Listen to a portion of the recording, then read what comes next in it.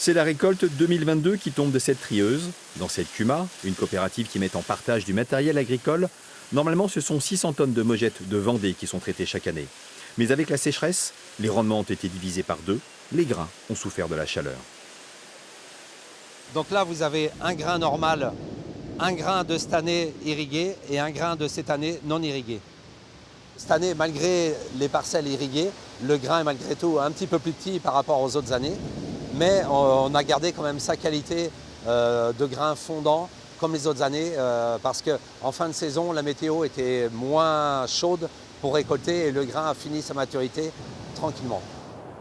Avec la chaleur intense et bien souvent moins de 4 mm de pluie cumulée sur l'été, seuls ceux qui ont pu irriguer ont sauvé une partie de leur culture. C'est le cas ici, où la récolte a même été faite 3 semaines en avance sur le calendrier.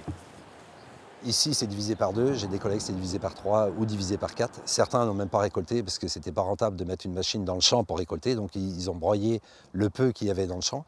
Ce qu'il faut s'attendre au niveau de la Vendée, je parle, ça va être une pénurie de haricots dans les mois à venir parce qu'il y avait très peu de report de stock sur l'ancienne campagne et il y a eu moins de surface de semer.